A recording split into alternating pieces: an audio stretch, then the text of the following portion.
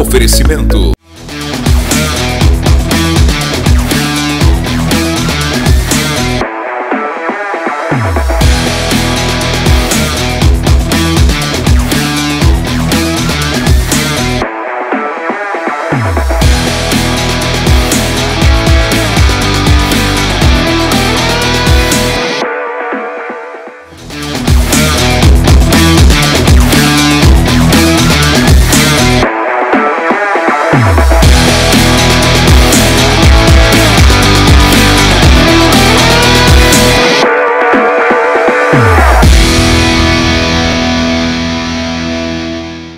Olá pessoal, estamos aqui em mais um programa NW da TV Amazônia, canal 7.1 em Santarém, também pelo YouTube, no canal TV Amazônia, onde tem os programas anteriores para você poder assistir, caso você não tenha assistido ainda, nem pela TV, nem pelo YouTube, e também nos ajudar compartilhando, curtindo, comentando, enviando para mais pessoas todo o nosso conteúdo que tem muito valor, né? Eu creio que eles têm ajudado as pessoas com entretenimento, com tantas coisas. É verdade. Aqui fica exatamente esse pedido para você também nos acompanhar nas nossas redes sociais, né?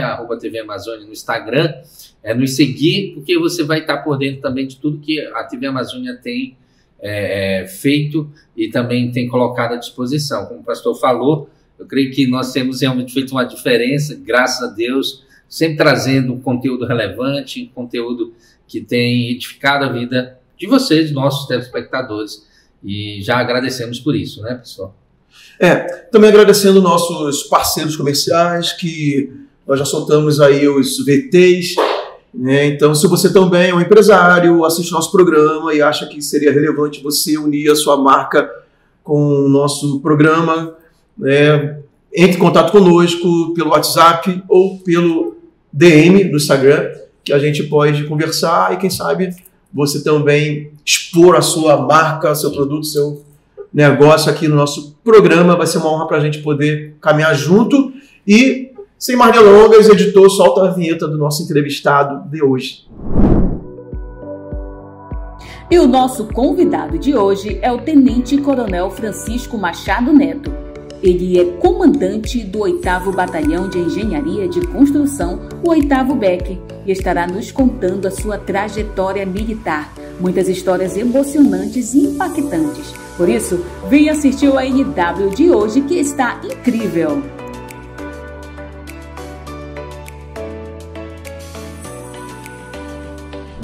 Então, pessoal, como vocês viram, nosso convidado de hoje, o Coronel Machado, comandante do Batalhão de Engenharia e Construção, que aqui é o 8º. Eu tenho uma lembrança muito do 7º, porque eu morei no Acre.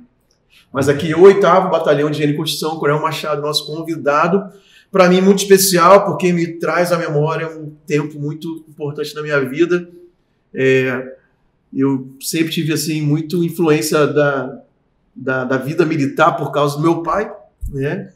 Que também foi militar a vida toda. Nunca, mesmo depois quando foi para casa, né? Mas o sangue militar não tem como desvencilhar. E eu também tive um período aí, acho que uns 10 anos da minha vida como oficial do Exército, e é uma honra receber o senhor aqui, Coronel. Então, é uma honra estar aqui, né? Agradeço o convite aí da TV Amazônia e dos seus integrantes. E a gente veio aqui trazer alguns assuntos, né, que são relevantes para o 8º BEC e para a sociedade santarena, e nosso objetivo aqui é informá-los e buscar essa integração com a sociedade santarena. Excelente. Eu não vou perguntar a sua idade, mas eu sei que os oficiais do Exército começam muito jovens, né? Começam como cadete lá na escola preparatória, depois entram na academia, e eu lembro que chegavam aspirantes com 22 anos, 23, e um ano e meio depois já eram capitães, né? E faziam uma progressão de carreira assim muito, não rápida, né? É um tempo justo, mas muito jovem, né? E eu vejo que o senhor tão jovem já está à frente de uma responsabilidade tão grande, que é assumir o comando de um batalhão, que é o único aqui na região, na cidade. Estão assumindo uma autoridade muito muito grande, muitos homens sob seu comando. E como que ocorre essa formação, assim, não academicamente falando, mas até assim, psicológica, para o jovem oficial do Exército ser colocado diante de tantas responsabilidades tão novo? Como foi para o senhor essa preparação e assumindo isso ao longo do tempo? A profissão militar ela exige um amadurecimento mais prematuro por parte do homem, né? Então, ao ingressar, a gente já vai ganhando responsabilidade desde a escola de formação, a gente já começa a ter contato com um efetivo considerável de pessoas para comandar, para liderar. E a instituição ela é muito sábia, né? Ao longo da carreira vai se aumentando a responsabilidade, os desafios vão se apresentando e a gente vai, ao longo do tempo, ganhando essa maturidade necessária para assumir tamanha responsabilidade que é comandar um batalhão de engenharia de construção e na Amazônia, né? Com todas as suas peculiaridades, dificuldades logísticas, né? E desenvolver a região, buscar essa integração da Amazônia com o restante do país.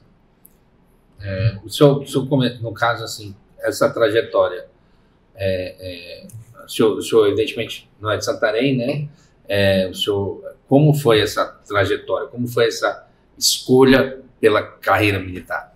Então, eu sou natural de Sobral, no Ceará, né? E fui criado numa cidade do interior de Santa Quitéria, não em Sobral, que já é uma cidade um pouco maior, já um polo regional ali do interior do Ceará. Então, a cidade que eu fui criado, ela era muito pequena, né? Com muitas dificuldades.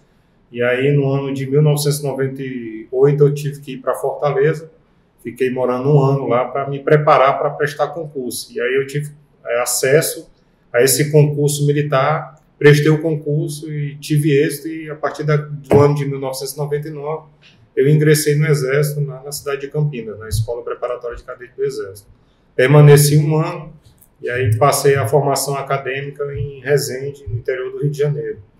E aí, após 4 anos, né, de formação em Resende, fui designado para a minha primeira organização militar em Jardim, no Mato Grosso do Sul. Ou seja, só aí já deu um pulo o quê? 4 estados? Em 4 estados. A data de praça para oficial de carreira começa a contar da escola preparatória ou da AMAN? Da escola preparatória. Já começa a contar lá? Ingressamos, já somos militares já. Como alunos, né, e depois somos promovidos a cadetes na AMAN. Né? E da sua família, o seu o primeiro militar das Forças Armadas ou já tem uma ascendência de militares? Não temos tradição de militares na família. Eu sou o primeiro e único até o momento. Carreira solo. Agora é interessante, porque o senhor falou sobre essa perspectiva de Fortaleza, e assim, eu faço muito concurso. Hoje faço menos. Mas eu lembro que a gente sempre tinha um receio. Cara, olha, tem um povo de Fortaleza, tem o povo do Nordeste, o povo aí é bom. Os primeiros lugares. E eu lembro muito, acho que o senhor deve saber disso, teve uma época que eu fui em Fortaleza, final do ano, e aí tinha os outdoors, né? Primeiro lugar do ITA, primeiro lugar na AMAN, primeiro lugar era a galera lá tem tradição. Tem essa tradição, né? De muito estudo, muita dedicação, mas também pegando os melhores lugares, né? Pegando os lugares onde todo mundo quer, que para a escola de oficial deve ser assim. Lá tem um polo assim, de escolas de curso preparatório para concurso? Tem uma larga tradição aí de aprovação em concursos militares também, particularmente. Mas em vários concursos a nível nacional, né? Inclusive o primeiro colocado do meu concurso era lá do Ceará também, lá em Fortaleza. Olha, não sabia disso. Não, Eu lembro que o Rio de Janeiro também tem uma... eu lembro que na minha época de solteiro, de jovem, a maioria dos meus amigos tinha essa pretensão, principalmente na área militar, né? Acho que o Rio de Janeiro tem muitos batalhões, né? Das 3 forças, né? Então, é uma visão meio que do jovem, assim, ser militar, né? Então, tem muitos cursos lá, o Tamandaré, um montão de coisa lá. Eu não sabia que Fortaleza tinha essa tradição. Não, Fortaleza tem, é incrível. E assim, eu, quando ele falou, eu lembrei exatamente disso, de que a galera lá ela estuda muito e conquista os primeiros lugares, são dessa galera. Coronel, e dentro da academia, como é que foi assim, para o senhor escolher a especialidade de engenharia? Então, engenharia é arma? É a arma de engenharia. Né? É arma. Entre as 7 especialidades que são possíveis lá na formação acadêmica, né? A engenharia me atraiu exatamente por essa possibilidade de contribuir com o desenvolvimento nacional, com essa integração regional, e isso aí me atraiu já de cara, né? E o meu sonho era ir para um trecho, né? Trabalhar com obras militares, obras de cooperação, né? Que é o caso aqui do 8º BEC, hoje está atuando ali na BR-156 no estado do Amapá. Tem aquela apresentação lá, né? Depois não sei como é que é na MAN, no CPOE tinha o básico, aí depois já tinha a apresentação das armas, para a gente poder, ali, dentro das colocações, escolher cada um a sua especialidade, né? Aí os cursos, eles capricham, né? No dia da apresentação para captar lá os alunos, né? No caso de vocês, os alunos também, né? Na MAN. Alunos, cadetes lá da MAN, eles têm um período ali de 2 anos para conhecer as armas e as especialidades. Né? Então são 2 anos de período comum lá, básico, não sei se é básico, e depois 2 anos de especialização. Isso, fica 1 ano como aluno da SpaceX, tá. Depois 1 ano como cadete do básico, que aí é um curso ainda com currículo comum para todo mundo, e aí passaram a ser agora 3 anos de especialização, né? Dentro da arma, quadro e serviço. Né? Então tem esse período longo de 5 anos, e nos 2 anos iniciais ele vai ter essa orientação vocacional, vai ter contato, né, com as especialidades e realmente ver o que o atrai, qual é a vocação dele para poder exercer ali a profissão. E é muito, assim, na verdade é uma fase assim que eu não sei se alguns já têm muita convicção, né, do que quer, né, ali quando está antes da escolha, né. Eu lembro dos colegas que eu acho que os caras que queriam infantaria, eles queriam desde sempre, já entravam assim, que tem aquela pegada mais operacional, né? Que gosta mais de umas eu tô boiando, aventura. A infantaria é o pessoal que tá com o fuzil na mão na linha de frente, né? Basicamente seria isso, né? E tem o pessoal que é mais... Só que o infante, tipo assim, sem ofender os infantes, tá bom? Com todo respeito, eu só servi em quartel de infantaria. Mas, tipo assim, são os caras que não eram muito afeitos ao estudo, eles queriam mais estar na linha de frente mesmo, né? Mas o pessoal mais intelectual, aí tinha o pessoal de material bélico, de intendência, eu defendia também intendência, mas cada um ali se achava. Eu, quando ingressei no básico, eu fui pro... Quem cuidava do meu pelotão lá era o pessoal de comunicações. E por influência, porque eles ficavam se puxando, né? Eu quase fui para comunicações, mas ainda bem que eu não fui aqui. Não deu muito certo, né, eu acho. Agora, uma dúvida, comandante. No caso, e antes até para saber, porque é uma curiosidade minha. A gente tem, por exemplo, o IME, que é específico para engenharia. Essa é uma boa pergunta, cara. Entendeu? Aí a gente tem a AMAN, que é os Agulhas Negras, né? Escola Militar dos Agulhas Negras. As forças SpaceX é diferente? Não, né? Ou é dentro da AMAN?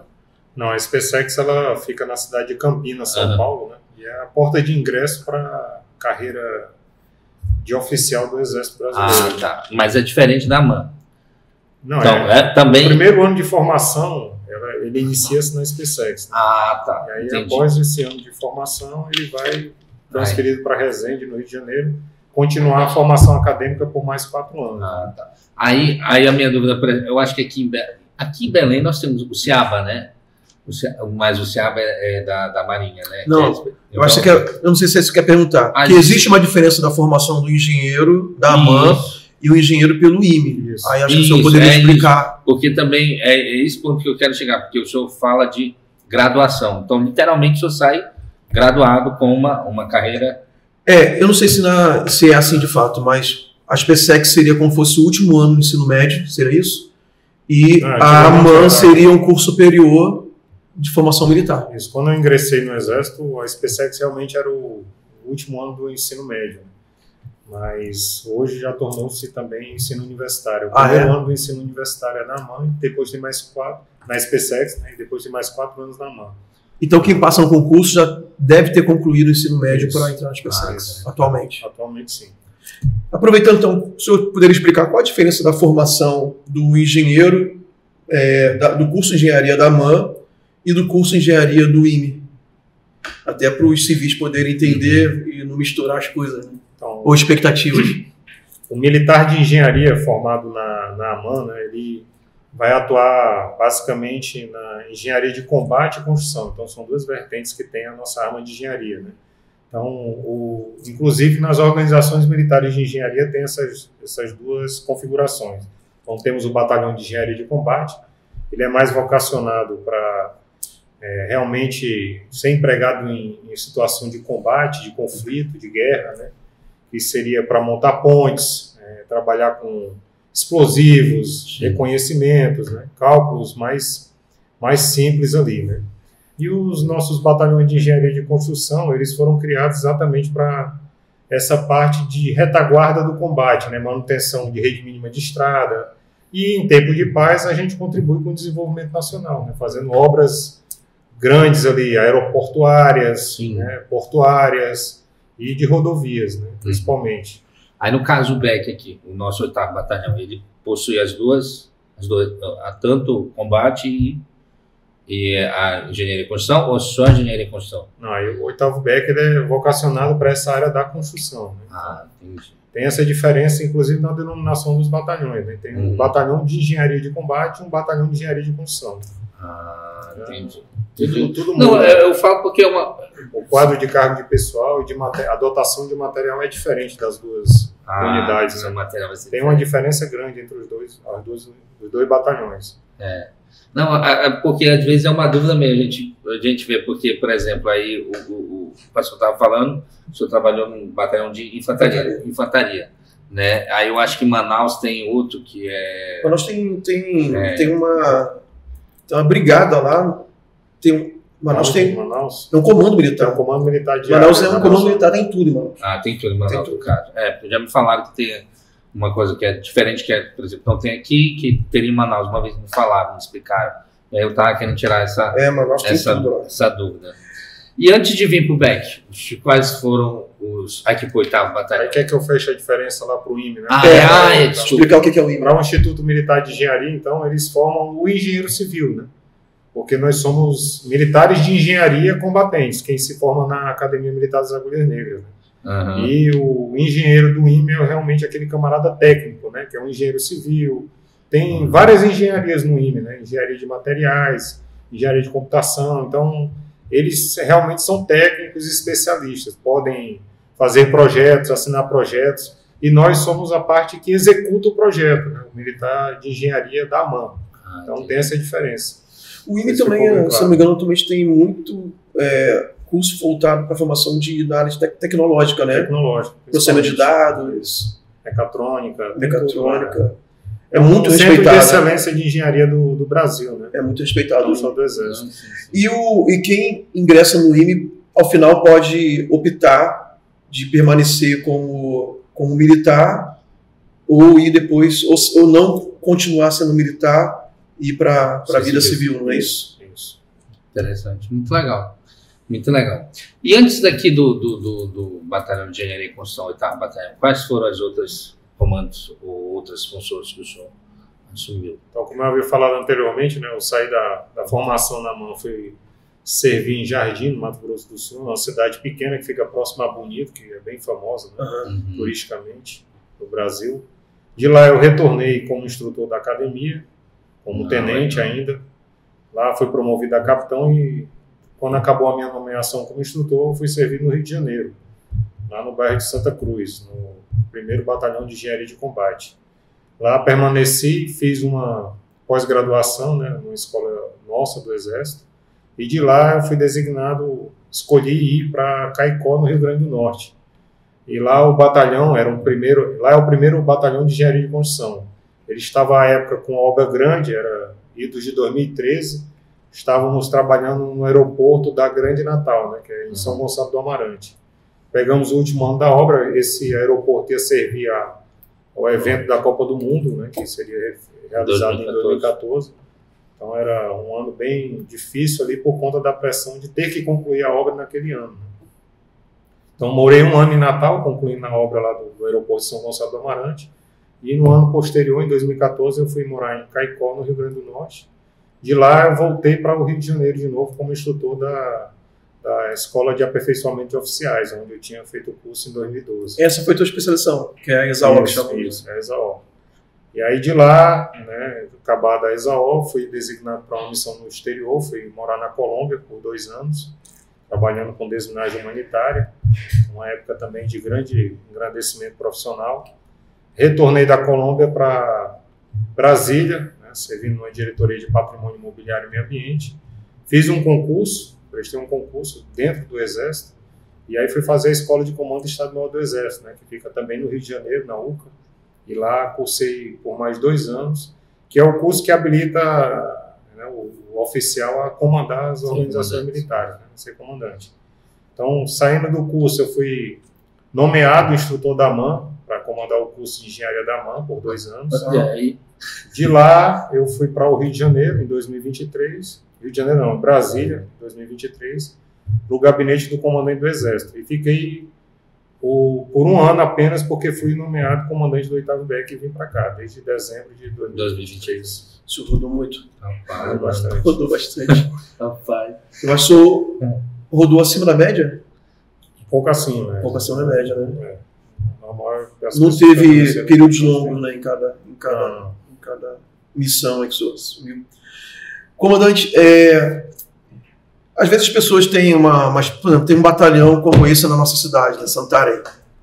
E eu vou perguntar como se eu fosse totalmente leigo, né? Eu sou só a metade leigo, né? Porque eu tive uma parte no Exército. Mas acho que é importante a gente tirar as dúvidas, porque às vezes a população tem uma expectativa, né, principalmente numa cidade, aqui é uma crítica, né, a estrutura, né, da nossa cidade, em termos de asfaltamento, de saneamento, de essas questões. E às vezes a população fala assim, a gente tem um batalhão de engenharia na cidade e por que eles não atuam, né, na nossa cidade? Então a pergunta é, em que condições, em que momentos, né, um batalhão de engenharia pode ser empregado? Ele é empregado para as missões que ele fazia. Quem que ativa vocês e delega responsabilidade, mas tarefas, né, para o batalhão executar, mesmo que seja visível demanda, mas vocês não podem simplesmente falar, eu vou resolver isso porque não é da alçada de vocês. Mas em que momento vocês são empregados e quem delega isso para vocês? Então, o Exército ele é hierarquizado, né? Então tem uma estrutura grande. Só para os senhores entenderem, né, aqui na Amazônia nós temos 4 batalhões de engenharia de construção, né? Um que fica em Porto Velho, que é o 5º BEC, o 6º BEC em Boa Vista, Roraima, o 7º BEC em Rio Branco, o senhor conhece, né? E o 8º BEC em Santarém. Além desses batalhões, nós temos a 21ª Companhia de Engenharia de Construção, que fica em São Gabriel da Cachoeira, no Amazonas. Então, essas 5 organizações militares, elas são coordenadas pelo 2º Grupamento de Engenharia, que fica em Manaus. Então, lá temos um general que ele coordena o emprego dessas unidades militares aqui na região amazônica.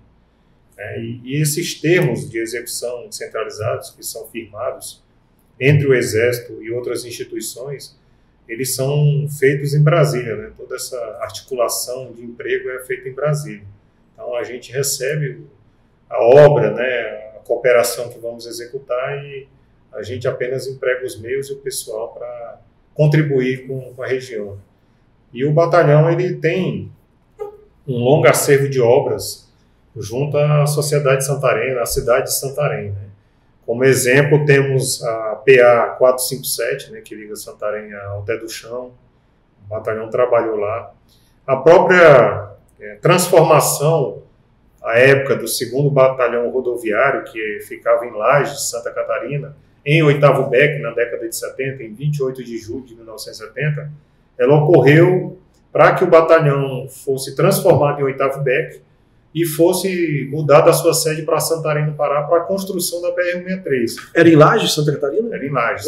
Meio pro extremo, né? O batalhão ele tem uma história belíssima, né? Ele foi criado em 1908 como o 5º Batalhão de Engenharia, sob o comando do então Tenente Coronel Rondon, hoje é o Marechal Rondon, Sério? que é patrono da Arma de Comunicações do Exército Brasileiro. E ele foi criado em Juruena, Mato Grosso. Ele que foi o fundador do Ele batalhão? foi o primeiro comandante do batalhão, né? E porque ele é patrono de batalhão de engenharia.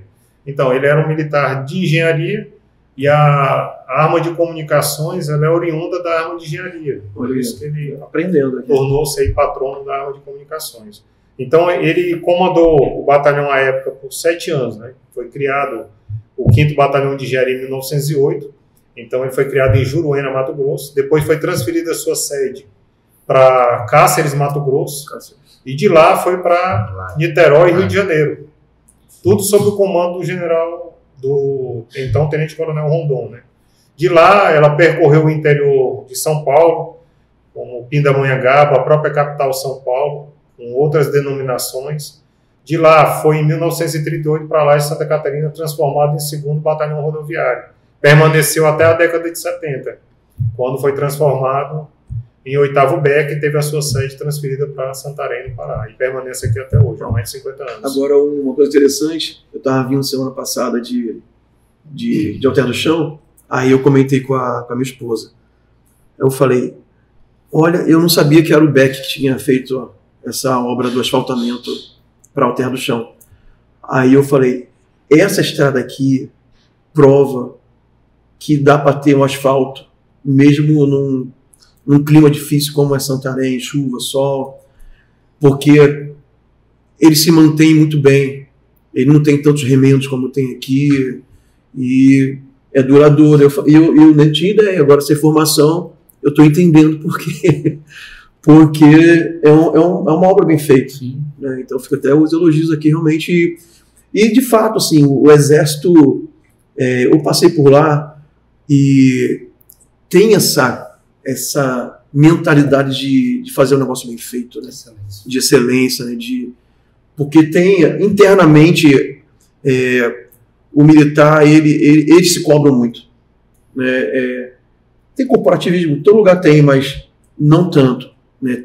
A missão eu acho que está muito acima, né, disso, né? E a época, né, a transformação do 8º BEC, que ficou responsável por implantar e pavimentar a BR-163, né, no trecho que vai de Santarém até a Serra do Cachimbo, dá quase 1000 quilômetros aí. E outro batalhão também que estava no sul do país foi transformado em 9º BEC e a sua sede foi transferida para Cuiabá, de forma que essas duas organizações militares, né, trabalhassem na BR-163, implantando a BR-163, e se encontrassem na Serra do Cachimbo. Então essa foi o grande ideal. O Erenildo participou dessa do Serra do Cachimbo. O Erenildo, um amigo nosso aqui de Santarém, está na reserva de engenharia. Olha aí, cara, que louco. É fantástico, é bom as pessoas saberem que é uma história realmente fantástica e faz parte do contexto nacional mesmo, porque saber que então, o Tenente Coronel Deodoro, né, faz parte... Rondon, desculpa, eu já estou misturando. Rondon participou disso, fantástico, fantástico, é uma coisa que mostra a força desse batalhão, né? Mas, comandante, ainda na minha pergunta, sim, por exemplo, se o poder municipal, estadual, precisar ou quiser fazer um convênio com o Exército, né, com o BEC, existe caminhos para isso? Sim, claro, existe a possibilidade, né, existe interesse das duas partes, né, que socorram. Então, como eu havia falado anteriormente, o 8º BEC ele tem um acervo de obras muito grande aqui junto à sociedade de Santarém, além da BR-163, né, que trouxe toda essa integração e progresso para a região.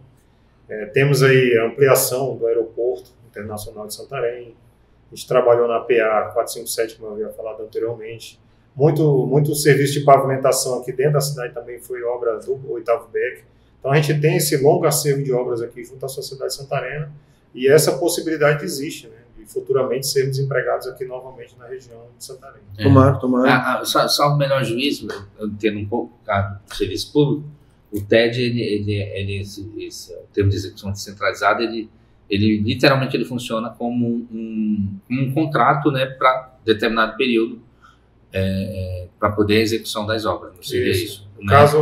Nesse caso agora que a gente está sendo empregado lá na BR-156 no estado do Amapá, né, foi um termo firmado entre o Exército Brasileiro e o DENIT. E o DENIT, exatamente. Então, tem que ter essa... como o senhor falou, vai ter que ter... e funciona como uma parceria. O trabalho na UFOP, nós temos alguns TEDs em execução, né, com outras instituições exatamente para não construções, no nosso caso é para prestação de sistemas, alguns sistemas que nós utilizamos. E aí tem inovação, é literalmente como se fosse uma licitação, mas não tem um nome, uma licitação. Mas é importante, tem que ser oficializado, tem que ter vários critérios para ser realizado. Então, de repente, talvez por algo maior que Santarém, precisaria também ter como ele falou, essa contrapartida no sentido de buscar, né, realizar isso. Eu acho importante até o comandante está falando, esclarecendo, porque, como eu falei, às vezes a população, por não entender, acha que não cria uma expectativa com uma coisa que não, se não for provocada, né, pelo quem tem a responsabilidade de gestão, seja municipal ou estadual, vocês ficam na expectativa de servir de alguma forma, mas tem que ter um caminho legal, né, para isso.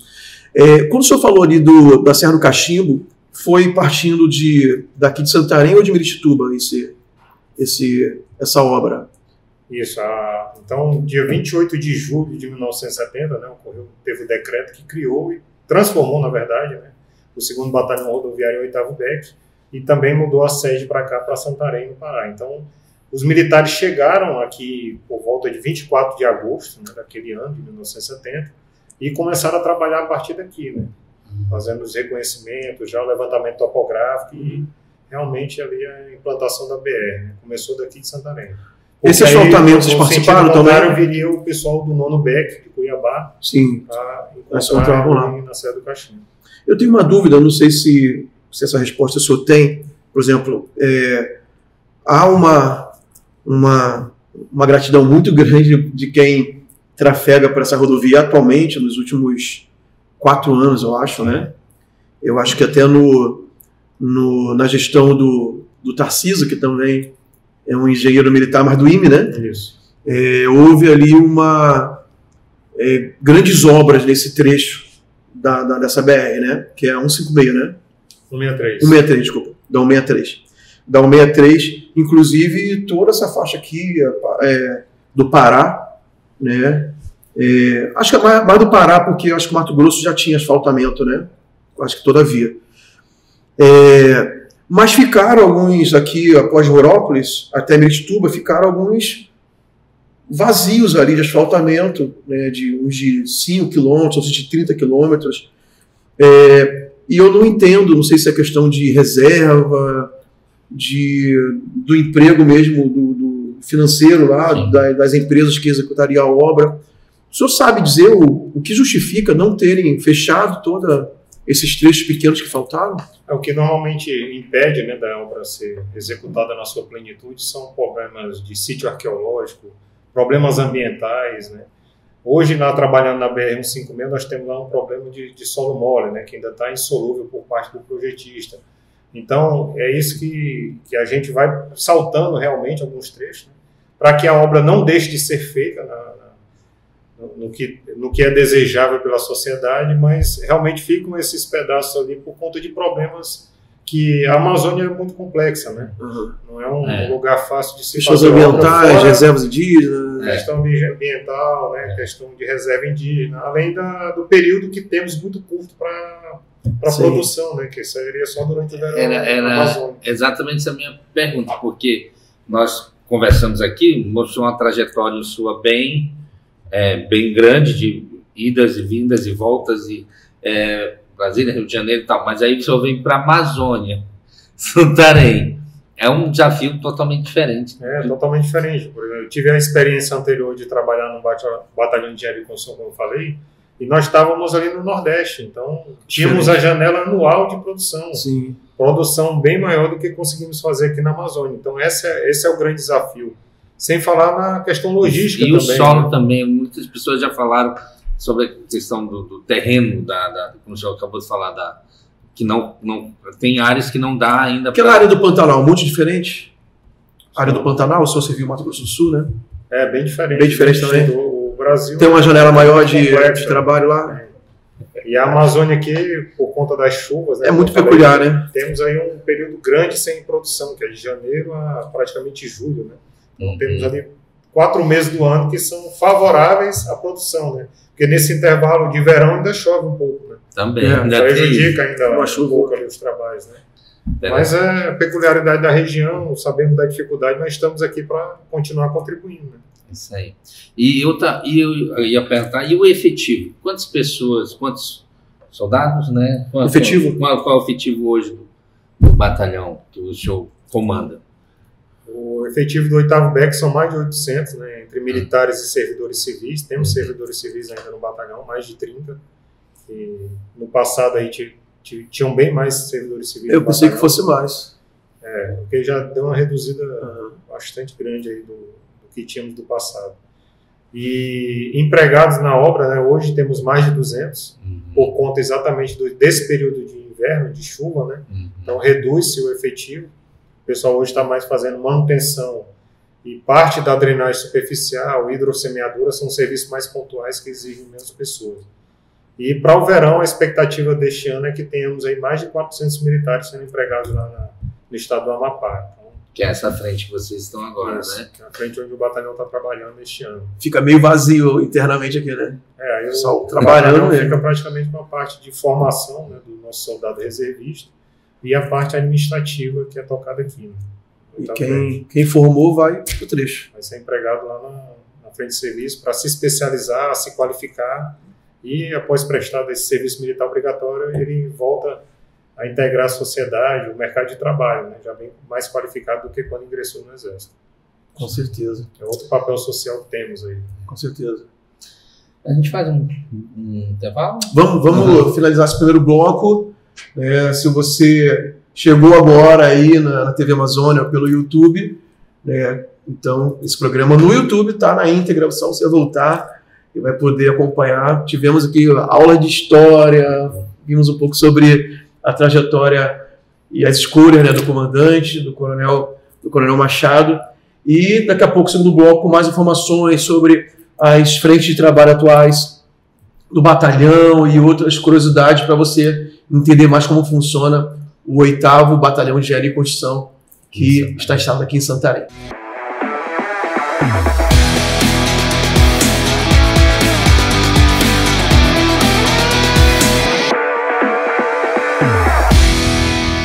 Estamos de volta, pessoal, com o nosso programa ANW. Mais uma vez, uma satisfação ter você aí nos acompanhando, tanto pela TV Amazônia, quanto você que continua nos acompanhando pelo YouTube. Hoje, como você viu, nós estamos aqui com o nosso entrevistado, Coronel Machado, comandante do 8º Batalhão de Engenharia e Construção em Santarém, 8º BEC, uma sumidade, já posso a gente ver pela trajetória que ele tem passado aqui para a gente e realmente tem feito diferença na carreira militar, e nós queremos entrar nesse contexto agora da vida em Santarém, né? Porque o senhor praticamente vai fazer 2 anos de comando, né? Agora, final do ano, dezembro de 2025, 1 ano e meio agora, né? Daqui a pouquinho, né? E o que o senhor tem achado de Santarém? Conte aí para essa sua experiência em Santarém. Então, Santarém ela é uma cidade muito acolhedora, né? O pessoal muito acolhedor também, e uma cidade bem desenvolvida, né? Não à toa é o polo regional aqui da parte oeste do Pará, né? E tínhamos grandes expectativas e elas foram bem atendidas ao chegarmos aqui. É uma cidade de belezas naturais, né? Que não tínhamos visto em outros lugares do país, né? Nós somos também bem privilegiados por morarmos ali na Serra do Piquiatuba, né? Então, temos uma visão belíssima aí das belezas de Santarém, lá de cima do alto da serra, né? Então, ao amanhecer ali, temos essa vista impagável. Tem um mirante ali na Vila de Oficiais, né? Temos um mirante ali na Vila dos Oficiais, né? O nosso próprio Nacional Residencial, ele fica uma visão privilegiada. Vê a cidade toda. Vê a cidade toda. Visão panorâmica. Eu tive o privilégio de ir lá... 2 comandantes antes do senhor, eu mesmo tive a iniciativa de entrar em contato e oferecer os serviços da TV Amazônia, se eles quisessem anunciar alguma coisa, e as agendas do batalhão, de formaturas importantes. E fiz contato com nem era um oficial, era um sargento de comunicação social, era o Amarante, não sei se é ele ainda, acho que já foi embora. E aí ele fez aproximou com esse comandante, aí eu fui almoçar lá, estou tão honrado, fui almoçar com o comandante, e ele me levou lá para ver lá a vila e mostrou lá é bem interessante mesmo, a vista lá, muito bonita. E é interessante a estrutura, eu não sei, o senhor já passou em... Eu vou falar como leigo, mas assim, há muitos anos atrás que eu não entro ali, mas eu trabalhei muito tempo atrás, numa locadora de vídeo aqui em Santarém, e nós tínhamos alguns clientes que eram lá, que moravam na vila. E teve algumas vezes que ele tinha que fazer entregas lá e tudo mais, né, e tal. E eu sempre achava fantástico ali. Eu sempre achei fantástico ali, você entrar ali depois... Cara, ali eu me sentia em outro lugar. E é porque muito organizado, muito bem... Eu ficava sonhando. A presença do Exército é muito interessante, agora pode falar. Eu tive a oportunidade também de ir para a fronteira. Na minha curta carreira militar, eu fui para Clevelândia do Norte, que é uma área debaixo de vocês também, né? E quando eu fui para lá, eu estava em Macapá, tinha saído do Rio de Janeiro, perto de Macapá, e cheguei lá, o comandante falou assim, você vai para Clevelândia do Norte. Eu falei, meu Deus, o que eu vou fazer lá na fronteira? Eu pensando, eu tenho que estudar, eu sou temporário e tal. E aí no meio da viagem, cara, na época, o interior do estado do Amapá era muito horrível, cara. Isso muito tempo atrás. Muito horrível, e estava na época de chuva, no ônibus. Aí eu fiquei pensando, se aqui na metade da viagem já tá assim, tudo lameado, imagina lá onde eu vou. Mas é interessante que onde tem a presença do Exército, tem excelência, né? Então, lá em Clevelândia era muito melhor que o município todo do EPOC, ao redor. E todo o caminho depois de Macapá, porque era tudo muito bem cuidado. Foi início do meu casamento. Quer dizer, eu fui solteiro, aí eu tava namorando a minha esposa do Rio. Aí eu voltei, casei, ela morou comigo lá ainda alguns meses. Foi o nosso início do casamento, no meio do mato, lá na floresta amazônica, de frente pro Rio Oiapoque. Você já teve em Clevelândia? Não, ainda não. Será que você não vai conseguir nesse período? Tá aí, nesse segundo semestre, vou tentar dar um... Quando você for lá, o senhor vai lembrar. Muito interessante lá. Passei um ano lá, foi bom. Aí o senhor tem com a sua família, então, aqui. O senhor tem... a sua família está com o senhor aqui, né? Isso, minha família está comigo aqui, uma esposa e 4 filhos, né? Tenho 4 filhos. Adolescente? Uma adolescente e 3 crianças. Crianças. Legal. Aí trabalhando para seguir a carreira. E aí a gente sabe também dessa questão, quando o senhor provavelmente vai ser transferido, né, no final do comando, vai ser, né, a gente não sabe para onde, mas o que o senhor assim vai sentir mais saudade aqui de Santarém? Esse contato com a sociedade santarena, né, que ele é muito peculiar. A gente tem um bom acolhimento aqui na cidade, das pessoas. As pessoas têm um apreço muito grande pelo 8º BEC, né? Isso aí acho que é bem característico aqui da região e que eu não tinha visto ainda em outros lugares do Brasil, né? Poxa, em grande centro a gente fica, apesar de ter mais organizações militares, como o senhor mesmo falou, mas o pessoal fica um pouco distante, até pela rotina que é um pouco mais acelerada, né? Aqui no 8º BEC, pelo próprio papel que o batalhão desempenha junto à sociedade, esse de formação, de devolução desse jovem à sociedade já qualificado, integrando o mercado de trabalho, a gente tem essa grande proximidade, grande relação com a sociedade santarena. Isso aí eu acho que é o que vai marcar a minha passagem aqui, que eu vou sentir mais falta na transferência para a próxima cidade, que eu não sei ainda onde vai ser. Mais uma, né? Mais uma. E possivelmente não vai ser a última ainda, né? Não vai ser a última. Qual é a tua previsão assim, de carreira ainda, mais de tempo? Eu tenho mais de 26 anos de serviço, né? Então ainda me restam aí mais 6 anos no mínimo, né, para permanecer no Exército. Depende do que vai acontecer depois, Isso, né? Depende do que dos próximos desafios que vão vir aí pela das carreira. Oportunidades, das possibilidades. Coronel, o senhor falou sobre esse relacionamento com a com a comunidade de Santarena e a região que está ali também, o batalhão. O que o batalhão tem feito, o que tem nesse ano de integração com a comunidade, né? A gente está nos bastidores, estava falando sobre um evento esportivo que vai ter. Só pode falar um pouco sobre isso, até para a gente anunciar aqui, de repente até integrar aí com vocês e fortalecer o evento. Então, essa semana nós estamos vivendo a Semana da Engenharia, né, que é comemorada no dia 10 de abril. Hoje é 9, né? Amanhã, né? Isso. Amanhã. Hoje estamos gravando na quarta-feira, dia 9. Amanhã é dia 10. Quando for pro ar, vai ter passado. Isso, E aí o batalhão ele programou uma série de atividades, né, corrida, competições internas, só com o nosso público, e buscando a integração com a sociedade santarena que eu falei no início do programa. A gente planejou fazer um trilhão de mountain bike. Ele foi concebido no ano passado. Essa é a segunda versão, né? Então, ocorrerá no domingo, dia 13. As inscrições estão abertas, né? Até essa sexta-feira próxima, dia 11. No dia 12, os kits serão distribuídos na loja Novo Lar, ali da Orla. E no dia 13, às 8 horas, estaremos desenvolvendo a atividade, o trilhão de mountain bike, que vai ocorrer na ala oeste do 8º BEC. Fica ali às margens da BR-163, um pouco antes da Polícia Rodoviária Federal, quem sobe a Serra do Piqueatuba ali. Tá? Então, às 8 horas daremos a largada e o percurso de 24 quilômetros do trilhão ele vai ocorrer dentro da área do batalhão, também pegando ali o Lumanzal e Cipoal, e terminando dentro das nossas instalações. Então, vai ter esse estreitamento aí de laços entre os militares do 8º BEC e a nossa sociedade santarena. As datas importantes que o Exército comemora, ainda tem algumas pela frente, né? Agosto é o Dia do Soldado, não é isso? Na próxima semana teremos o Dia do Exército Brasileiro, né? Agora em 19 de abril. 19 de abril. Isso. Agosto tem uma outra data, ou não? Agosto, 25 de agosto é o Dia do Soldado. Dia do Soldado.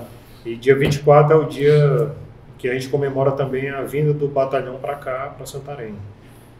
Então tem bastante eventos aí com... Vários eventos ainda a acontecer ao longo do ano. Com ações internas e algumas também que externas aí para o público. Esse aniversário da chegada do batalhão a Santarém, a gente normalmente faz uma corrida, também com participação da sociedade, dentro das instalações do batalhão, na área de mata. Então, uma corrida bem interessante. Qual é o nome dessa corrida? Qual é o nome? Corrida Rondon. Rondon. A galera já me falou que é o que dá nome ao batalhão. Que é batalhão Rondon. Isso. É trilha também? É de uma trilha. Com obstáculos? São quantos? É uma trilha na mata. Sim. 15 não, né? Não. Quantos? São 8 quilômetros. 8 quilômetros.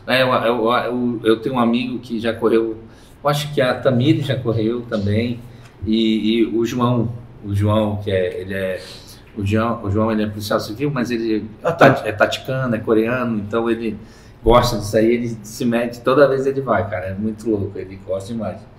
Cara, eu acho que é isso, as pessoas precisam entender que o Exército, ele busca essa integração e essas oportunidades, eu acho que elas são valiosas até, novamente, para conhecer o trabalho do Exército, a importância do Exército, principalmente em tempos de paz, né? E as pessoas, é uma das instituições que a gente, eu dou aula também de direito constitucional, né? E quando a gente chega lá no 142, eu gosto muito de falar, olha, é importante aqui, vocês precisam conhecer, não só porque vai ser cobrado em prova, mas porque depois tudo que está relacionado com a defesa da pátria, até com cargos, só quem pode, os cargos de comando brasileiro nato, tudo isso a gente vai traçando, e os principais conselhos, Conselho da República, né? Então, Conselho de Defesa Nacional. Então, eu sempre falo, não é só... É uma instituição de muita importância e a gente precisa entender isso e como o pastor fala, entender a importância dele para a comunidade. E eu acho muito legal essa perspectiva, principalmente aqui em Santarém, dessa abertura, porque eu não sei como é fora daqui, mas aqui sempre tem essa relação, né? Mostrando a instituição para a sociedade, colaborando, e é muito legal, muito legal. E o senhor estava falando que acho que a principal atividade hoje, fora dos muros lá do batalhão do BEC, hoje está lá no Amapá. Qual é a área de abrangência do batalhão aqui de Santarém, dentro da região norte? Já que tem Roraima, tem o Acre, né? E tem uma companhia lá em São Gabriel? São Gabriel da São Cachoeira. Gabriel, né? Isso, o batalhão ele atua onde se faça necessário, né? Prioritariamente aqui na região amazônica, né? Então o segundo grupamento de engenharia ele tem essa visão mais macro, né? De onde são as maiores necessidades, né? Da região amazônica principalmente. E só para os senhores terem ideia, né? Este ano, como a obra prioritária aqui do segundo grupamento de engenharia em toda a região amazônica, essa obra do 8º BEC, lá na BR-156 no estado do Amapá, nós vamos receber reforço de pessoal e meios de Boa Vista, do 6º BEC, e do 5º BEC de Porto Velho. Então vamos fazer essa mobilização de pessoal e de meios para que trabalhemos, né, durante o verão amazônico lá na BR-156, buscando integrar ali o estado do Amapá ao resto do Brasil. Então eles que fazem essa gestão, essa gerência macro, né, de como empregar o pessoal e os meios. E a gente pode atuar onde seja necessário, né? Mas a prioridade é aqui na região amazônica, né? Essa obra realmente é muito importante. Eu morei em Macapá, então fiz a viagem várias vezes, Macapá, lá no Jaú do Jari, 260 quilômetros, se não me engano. Cara, mas sofrido antes, né? Sofrido demais. Eu já fiz essa viagem, acho que 9 horas de viagem, 260 quilômetros. E assim, bem devagar, o carro alto, mesmo assim, muitos buracos, né? Alguns trechos perigosos, com umas serras também, com umas curvas. E vai ser muito importante porque, como você falou, da integração, né? Porque chegando ali no Jari, dá para ir para Monte Dourado e já liga aqui com Pará. Eu já ia perguntar e isso. Se tiver as obras para cá, né, de Almeirim, para Prainha, chega aqui em Santarém. Exatamente. Então é uma opção muito boa, porque é o Amapá aqui do nosso lado, né? E a gente fica tão longe de barco, porque também já viajei muito de barco em Santarém, 2 dias praticamente, 36 horas ou mais de barco, e de avião tá caro. Tá aqui caro. E também tinha questão, eu lembro quando, umas 2 vezes que eu pensei, e tinha a questão dos horários também, que às vezes não tinha todos os horários, né? De quê? De voo para Macapá ali. Na verdade não tem voo direto, né? Tem que ir para Belém ou para Manaus. Belém, e aí ficava... Não, é interessante, é isso que eu ia perguntar exatamente, porque eu sei que lá no Jaú do Jari, fica ali em Monte Dourado, aqui já é Pará, né? Então já conecta, faz essa conexão.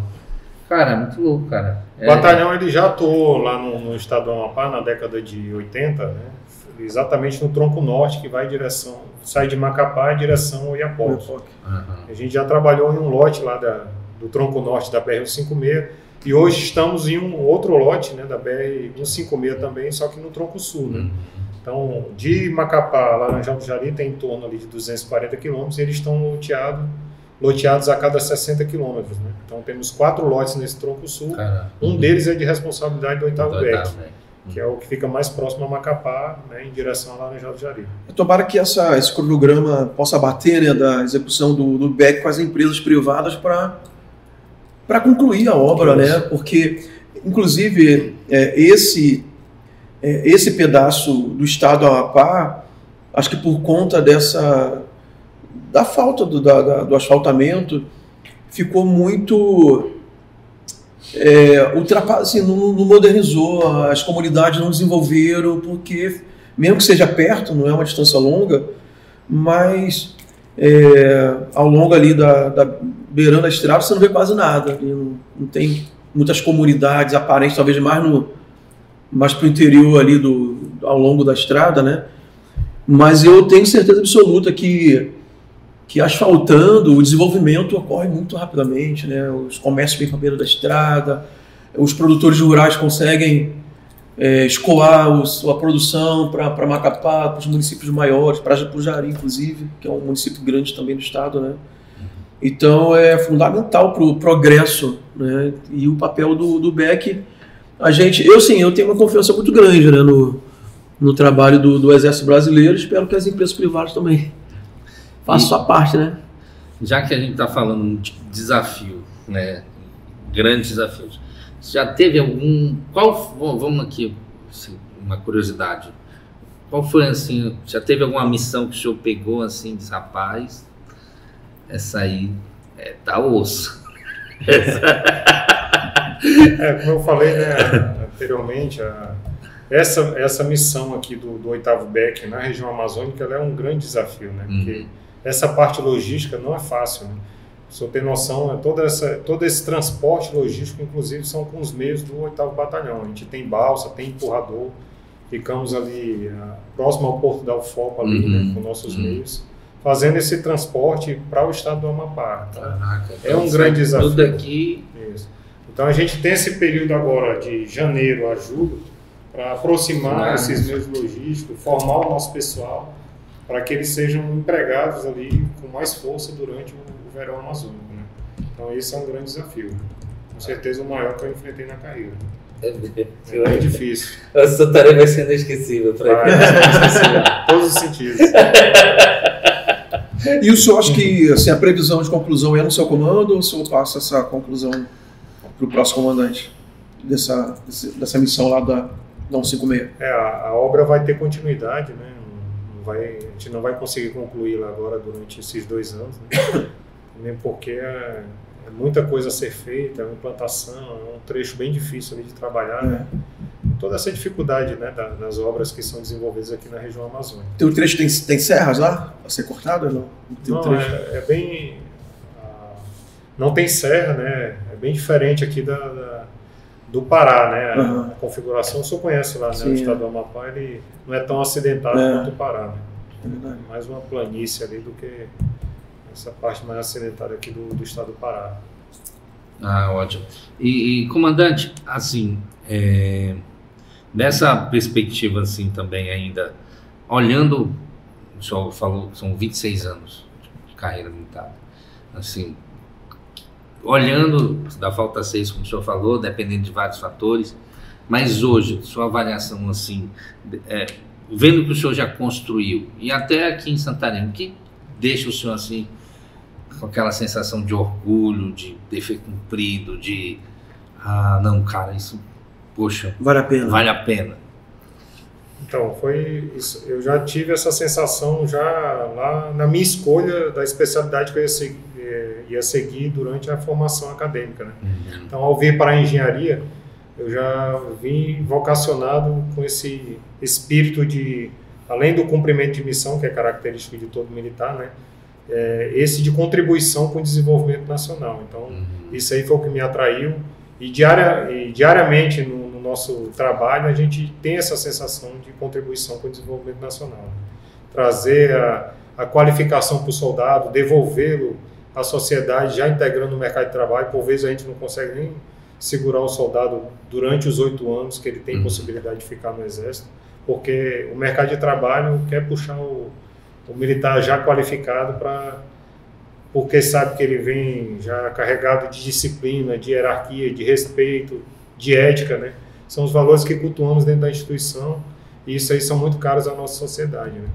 É interessante eu tocar nesse ponto, porque eu lembro, pelo menos na minha época de adolescente, e já faz mais um pouquinho de tempo já está começando a ficar longe essa época. Bem longe, bem longe. Mas a gente não, o fulano for para o Exército, ele vai se ajeitar.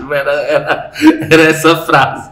Não pode deixar, que ele vai, no Exército ele vai se ajeitar. Mas hoje a gente entende que exatamente por causa dessa, como o pastor Luciano falou, excelência, organização, né, hierarquia. Acho que a perspectiva da hierarquia é incrível, é importante, é fundamental, né, para a vida em sociedade, né? Se você não entende hierarquia, mano, tá complicado. Se você não entende o mínimo de hierarquia, né, mas eu creio que é comum isso, né, do Exército, ele transformar realmente o cidadão.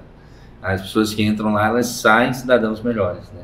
Isso é muito, muito legal. Eu tenho acompanhado, só com curiosidade, tenho acompanhado o pastor Luciano há alguns anos agora, e assim, eu sempre olho assim, não, o pastor, ele conseguiu trazer isso para a vida dele, e nós que estamos embaixo da cobertura dele, eu pelo menos eu faço essa leitura, eu falei, ele consegue pegar isso e deixar, evidentemente, não com mesmo, sem peso, evidentemente, né, de uma forma leve, mas entendendo esses princípios. Organização, hierarquia, excelência. E é muito legal porque eu acho que o que o senhor falou é uma escolha, né? É uma escolha, as pessoas hoje precisam entender que tem essa escolha. Não, e também, assim, como nós podemos até falar, assim, explicar isso, porque às vezes as pessoas que não estão no contexto militar, eles acham que o sargento, o oficial, o instrutor, ele é mau, né? Com o jovem que está entrando. Mas todas as atividades são muito intencionais, né? Para a finalidade que está se formando ali o jovem, que foi a primeira pergunta que eu fiz sobre assumir responsabilidade muito grande sendo jovem. E até na hora que estava perguntando, eu estava lembrando, a primeira que parece uma loucura, assim, um mês depois que o soldado entrou, ele já está tirando serviço com fuzil. Você colocar um fuzil na mão de um jovem de 18 anos, após um mês ali, tem que ter um adestramento desde o primeiro dia, e isso vai aumentando ao longo do tempo, né? Então, se eu poder até explicar assim, essa intencionalidade de trabalhar a personalidade, o caráter, a formação do jovem, e que causa transformação, se o cara aproveitar para a vida toda do homem, né? Do homem e das mulheres também, porque tem muitas mulheres hoje no Exército. A formação do caráter militar ela exige uma maturidade abreviada, né, por parte ali do jovem que ingressa no Exército. E esse ganho de responsabilidade, né, vai desde portar o armamento, né, e a engenharia particularmente, ela entrega meios que são muito caros, né, em termos de aquisição, na mão de um jovem para que ele se capacite, né, coisa que dificilmente a gente encontra aí fora em empresas, né. Então esse papel social do Exército que é bacana também, né. Então o militar ele tem uma oportunidade ao servir a engenharia, aqui é o 8º BEC, de se qualificar com meios que ele não teria oportunidade aí fora, né? Então a gente tem esse papel social. Até transporte, né? O cara vai aprender a mexer com maquinário, enfim, ele vai se especializar com coisas que... lá no Exército eu aprendi a mexer com isso aqui. Porque aqui na região é muito valorizado, por causa das mineradoras, esses grandes projetos, né? Já vai sair do conforto do lar, né? Que além de estar servindo no 8º BEC, já é um pouco isolado aqui da cidade de Santarém, ele ainda vai ser destacado lá no estado do Amapá. Então vai estar longe da família. Isso aí exige um certo grau de maturidade, ele vai aprendendo ao longo do tempo ali. E o trabalho lá é tão intenso que ele vai aprender realmente, né, um ofício e vai estar distante da família, vai sentir falta e vai ganhar aquela maturidade necessária para o serviço militar.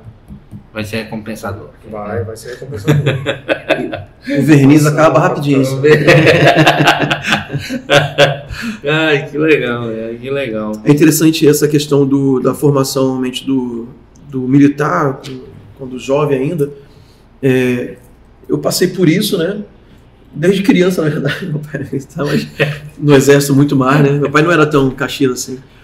Mas aí, quando eu estava estudando na faculdade, estudei comunicação.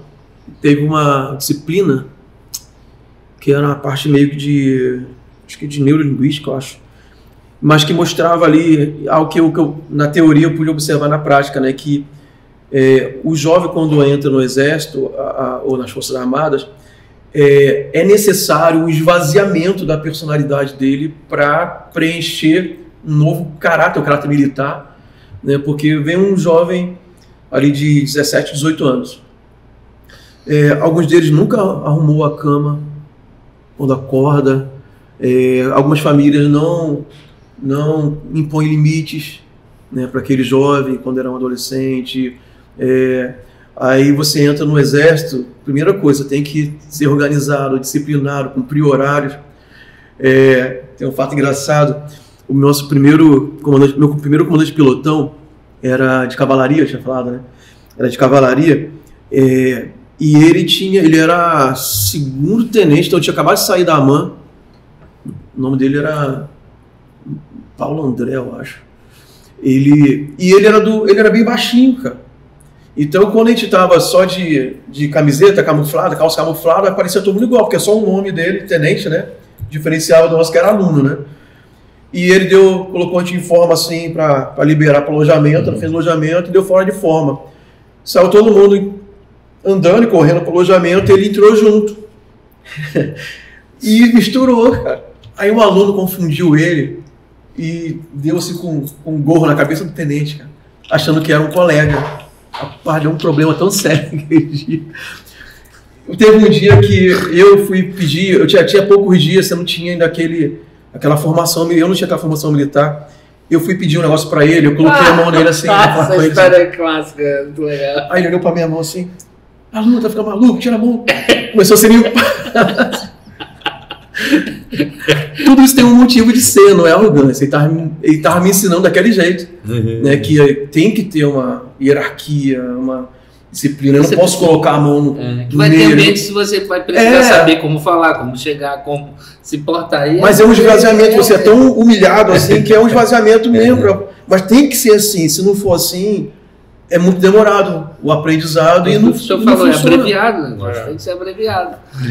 O serviço militar obrigatório é muito curto. Né? É muito curto, para muitas responsabilidades que precisa contar com aquela força ali, né?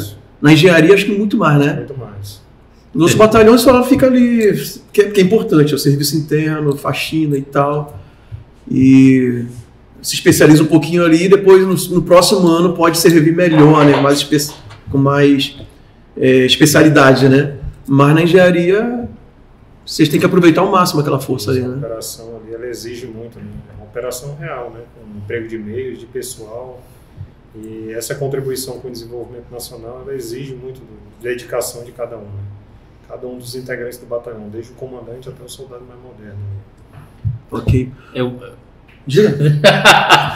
Não, eu vou perguntar, me perdoe, mas assim, senhor, mas a gente sabe que o senhor tem essa responsabilidade, qual o seu, o comandante e tal, mas ser humano, qual o seu hobby, assim, que o senhor, assim, na época da hora de descanso, eu sei que tem tempo para a família, mas não, eu gosto de fazer isso. De repente aprendeu a pescar aqui, ou lá vai para algum lugar para fazer PPM. O que é PPM? Ficha de Pentato Vitor. Mas... O hobby é um Fusca, né? Então, ter um Fusca é quase que uma outra família, né? É mesmo?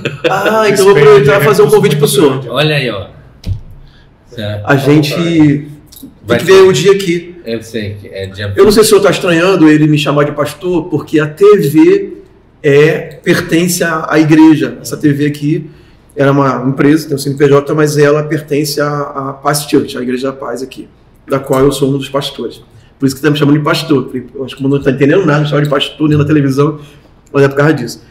E nós vamos realizar um evento aqui na Anísio Chaves, aqui, sabe qual é a Anísio Chaves aqui?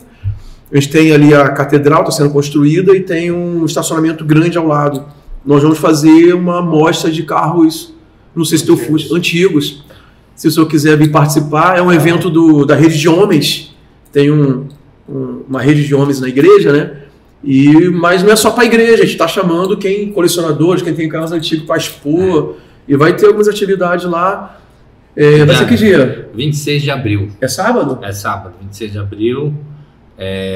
Isso ali no estacionamento, exatamente. A gente vai fazer a exposição lá. Traz o Fusca para conhecer os outros. Tem um pastor, Augusto, que tem um Fusca também, né? Isso. Tem um pastor nosso, da nossa igreja também, que tem um Fusca. Aí falei com ele ontem, falei, Augusto, vou levar teu Fusca. Pô, vou levar. Agora eu tenho um Fusca, então... Mas final de semana o senhor pilota o Fusca. Tem que... Tá em manutenção lá, só para variar. Quando ele tá em casa, a gente dá uma voltinha ali, né? Que legal. É bom. E livro? O senhor já pensou em escrever um livro? Sobre essa, né? Depois da trajetória? Vida, durante a trajetória militar é impossível, né? Mas depois... Mas quando for para reserva, né? Fazer igual o McGrave, né? Isso. Um dos objetivos da minha vida é escrever. Que legal. Não, com certeza, porque eu acho que é importante.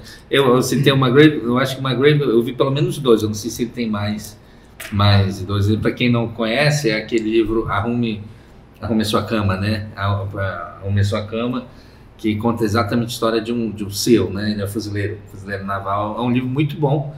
Eu acho que o senhor já leu, não sei se o senhor já leu, mas Arrume Sua Cama, é o Coronel McGrave, né? Alguma coisa McGrave. E aí ele é um livro muito, muito bom, porque ele traz princípios lá do treinamento dos fuzileiros navais, né, dos Estados Unidos. E a primeira regra é aquilo que o pastor Luciano falou: arrume a sua cama. A primeira atividade do dia é você levantar e arrumar a sua cama. Porque se você, no final do dia, quando voltar, ela já tinha que estar arrumada. Mas ele diz assim: se você fizer pelo menos essa primeira atividade, já você já fez algo. Tipo, ele é uma perspectiva de disciplina, hoje a gente tem essa luta com a não é a dopamina, é a dopamina, que as pessoas querem... Muito estímulo. Muitos estímulos. Na verdade, diz que o teu primeiro estímulo tem que ser esse, de fazer alguma atividade, né? Que seja relevante. E aí o senhor vai seguir o mesmo caminho dele, fazer o livro do Comandante Machado. Coronel, para a gente finalizar, queria que você deixasse uma mensagem para os jovens e talvez para as famílias. Eu como já estou na reserva há muito tempo, né?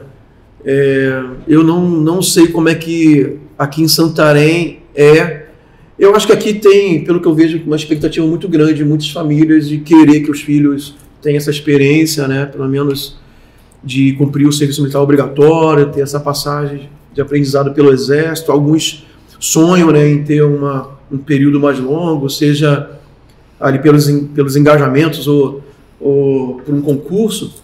Mas o que o senhor poderia deixar assim, de incentivo para as famílias realmente verem que é importante? Eu acho que hoje a juventude está tão dispersa mentalmente, né? Tem muitas distrações e algumas distrações perigosas. Sempre houve, mas acho que hoje cada vez mais grave, né? E o Exército para mim foi uma escola fenomenal. Eu não consigo esquecer, né, e de vez em quando vem à minha memória muitas coisas que eu consigo até aplicar na vida fora do Exército hoje. Então, para mim foi uma experiência incrível e continua, né? Eu tinha um slogan do Exército mesmo, né, que braço forte, mão amiga, né? Braço forte, mão amiga. Então, como mensagem, né, para os pais e para os próprios jovens, né, da sociedade santarena, é buscar realmente essa proximidade, né, com o 8º BEC e com a vida militar. Então, como exemplo de sucesso, né, alguns dos nossos militares que estão sendo empregados lá na obra da BR-156 já montaram negócios lá em Macapá, já nem retornaram para a cidade de Santarém. Então, realmente dá essa oportunidade. O Exército ele tem essa capilaridade de atuação em todo o Brasil. Então, como exemplo também o nosso 8º BEC, ele está sediado em Santarém, mas atua em outro estado. Então, já ligando com o exemplo anterior, né? Então, essas oportunidades que surgem, além da oportunidade de qualificação, de profissionalização, o Exército tem parcerias com o Senac, Senai, SESC-Senat, né? Busca de profissionalizar o seu pessoal, de qualificar realmente e devolvê-lo à sociedade, né? De forma que o ex-militar se integre ao mercado de trabalho, se integre à sociedade e continue com a sua vida. E é uma história de tanto sucesso que nós temos aí a Associação de Reservistas de Santarém. São vários ex-militares que já estão trabalhando na sociedade, que não esquecem, como o senhor falou anteriormente, né, esse período que vivenciaram na vida militar e buscam essa proximidade, buscam estar convivendo com a gente. E são várias oportunidades que muitas vezes as pessoas não conhecem, né? Então temos formaturas, temos atividades que são abertas ao público externo e que nós estimulamos realmente essa vinda, essa parceria com as famílias para que nos ajude no intuito de formar um bom cidadão para a sociedade, né, brasileira como um todo. E realmente é uma grande oportunidade de complemento da formação do jovem, né, bem diferenciada.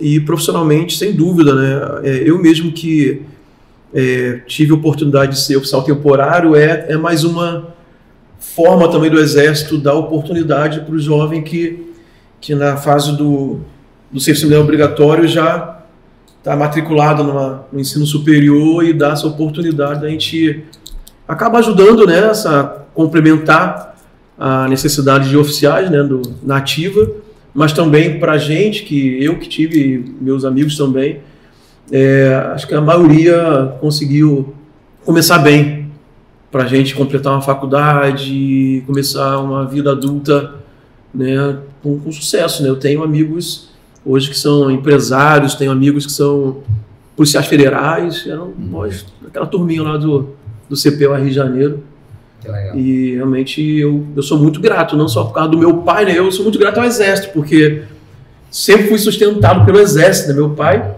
né, fez a carreira dele e eu tive pelo menos 10 anos no início da minha vida adulta aí, servindo a pátria, mas também a pátria me ajudando a formar minha família e tudo. Legal. Então é isso. Mais uma vez, obrigado, Coronel Machado. Foi fantástico essa troca de conhecimento aqui, e ela reflete exatamente o papel do Exército, de mostrar a importância como instituição, como realmente uma parte da sociedade que contribui para o crescimento, como o senhor falou, para o desenvolvimento da nação, desenvolvimento, e especialmente aqui de Santarém, de todos esses contextos que nós falamos. Eu sei que o senhor tem uma agenda sempre muito ocupada, e dar esse espaço para a gente realmente é uma honra, e nós agradecemos de verdade. Eu agradeço, contamos com os próximos convites aí. Ok, vamos agendar antes do senhor passar o comando, ou de repente até eu sei que essa fase de passagem de comando é que tem toda a transição, né, com o novo comandante, mas se conseguir encaixar, de repente volta o senhor com ele lá por dezembro ou janeiro, né? E já apresenta a gente o novo comandante e já faz uma transição aqui, vai ser uma honra. Eu quero agradecer também, sei que é muito difícil ter um tempo, muitas responsabilidades, e a abertura do senhor também falar aqui, eu creio que para Santarém, para o público da TV Amazônia, é muito importante essas informações, e obrigado realmente por ter vindo. Eu agradeço. Beleza. Então é isso, pessoal. Obrigado mais uma vez por ter nos acompanhado aqui no programa NW, né? Mais uma vez, você que está no YouTube, inscreva-se no nosso... inscreva-se no canal, exatamente. Compartilhe esse link, comenta, né? Para que mais pessoas possam ter acesso a essa entrevista. Você que nos acompanhou pela TV Amazônia, obrigado mais uma vez. E é isso. Até o próximo programa. Até mais.